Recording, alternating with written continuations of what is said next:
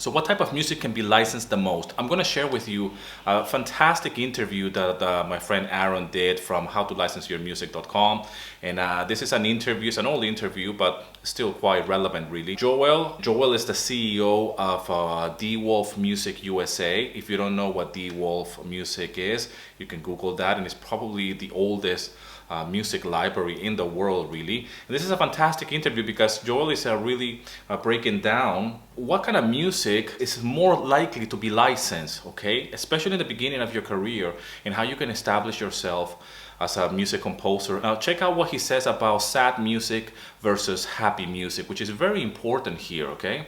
So, how much sad and depressing licensing do I do? Not much. If I had to pick it, if I were going to hedge my bets, I would go with happy always. If I'm strictly thinking about money and creating library vocal cues, and then so if you narrow that, I'm telling you all right now out there, yeah, do your sad cues, go for it, but don't expect a shit ton of money from that. Pardon my French, people. I'm from New York. Don't expect a lot of money from that. Yeah, I know. Like I said. Obviously, he's talking about singer-songwriters and lyrics and sad music or sad songs in general, but this applies as well for instrumentals. And what he says next here is crucial. Let's talk about advertising. Okay. How many sad songs have you ever heard in an advert, which pays probably as much, if not more, than well-done films and high-budgeted TV shows? How many sad songs? I mean, there's a few, sure. And why happy sells? You want people to feel good about a purchase. You want people to feel, if we're talking about quote-unquote smart products, you want it to be simple. You want it to be fun. You want it to be a happy experience. Why do you think Apple, when they first launched their little bells and claps and ukuleles, why do you think that worked so well? Because when you're dealing with the psychology of how music works, it makes perfect sense. If you have a complicated or high-tech sounding track or something that is sophisticated, you're going to be basically freaking out all of your non-tech potential buyers. You put bells and claps and stuff that sounds like a nursery rhyme, then the message is, man, even a kid can do it. And that is why Apple sounds the way it does, and that's why they all followed suit, and that's why all the advertising, that's why bells, claps, and ukuleles rode that wave for 5 years or 6 years. It's still going on. You still hear it. And it's evolved and morphed over time. But, I mean, all you listeners out there, I mean, how many years have we heard with the ukulele, bling, bling, bling, bling, bling, bling, bling, bling, the stupid glockenspiel melody on top, over and over and over again? Why? It's happy and it's simple. That's the perfect mantra to sell a product, especially a technology product, health insurance, something complicated. Life is complicated. This is how I'm going to make your life easier. That's the sound. That's why it's here. So, happy sells. If you want to make money and you're starting out, if you don't have a lot of records in library, composers and musicians out there, do happy. Start off happy. You'll make more money faster. You'll establish yourself. Then go deep and bury your soul. But right now, if you really want to get in this, make happy music. Make it sound good. Make it current. Make it sound like pop music. That stuff flies off the shelf. Okay, so it's very important here what he's saying. He's saying, especially if you're starting out, if you're in the beginning stages of your career, do happy music because you're going to sell more, okay? And then you can go deep and bury your soul. And I'm quoting him on that. And that is so true for me now at this very stage. If you've been following me, you notice that lately, or for the last few months actually, a little bit more actually, but I've been doing more tension cues and more crime kind of like music and a little bit darker, which is stuff that is not necessarily going to be flying off the shelf like he says. But now I have the experience and I can actually go dive deeper into a little bit more emotional music, a little bit more sad music, more darker music.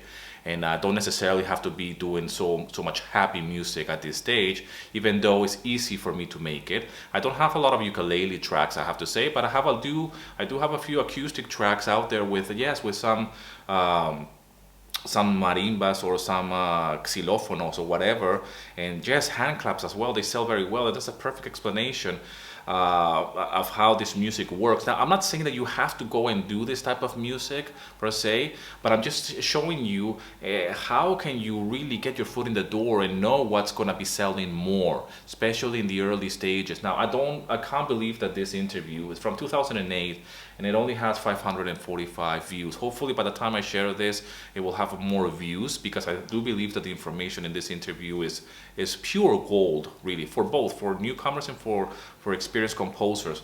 Joel, like I said, he's a CEO of a probably one of the most famous libraries out there, or the oldest libraries in the world. He doesn't sound like a very happy chap in this interview, but the knowledge is really, and the experience that this person has is gold to you as a composer and as an artist and as a musician as well. Later on, he starts talking about business, how composers need to be thinking about business.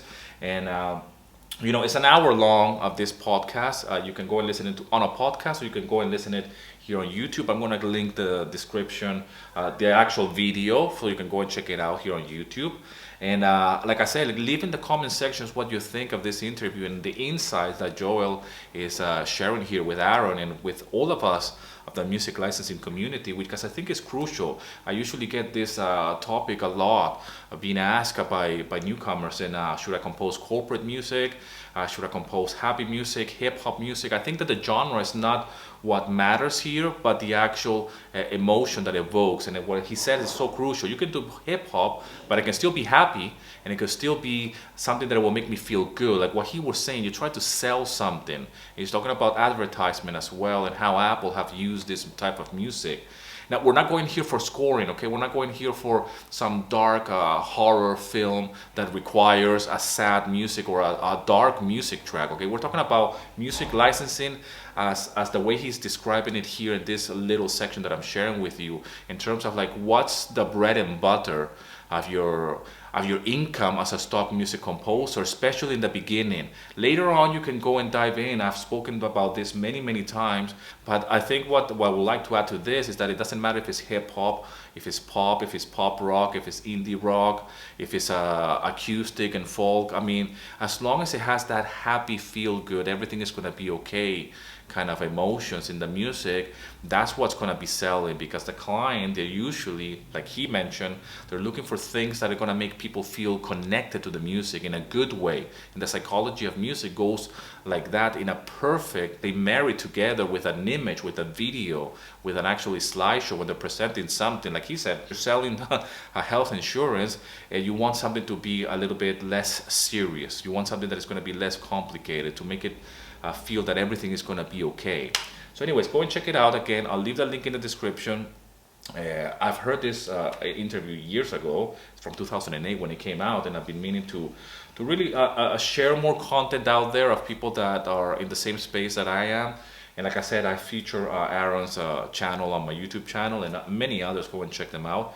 And I really want to share more the knowledge that not only that I have, but the knowledge that is out there that you might not have heard of or seen. And hopefully I can be somebody that is sharing that, so you can get the same information, because it's really good interview. And leave in the comment section what you think of this interview and all the knowledge that Joel and Aaron are talking about, because Aaron as well has a lot of experience in music licensing anyways.